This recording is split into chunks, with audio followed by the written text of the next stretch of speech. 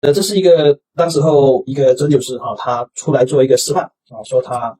现场他是有颈项疼痛，他的疼痛呢主要是在这一个区域 ，OK， 然后汤老师就问现场的人，那有多少人有这个颈项的问题？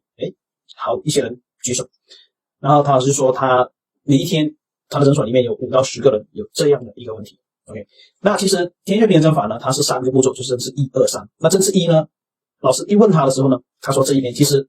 老师心里已经知道了这边有什么经络比如说这边呢，现在我们可以看到的就是这个胆经涉及到，然后还有这个三焦经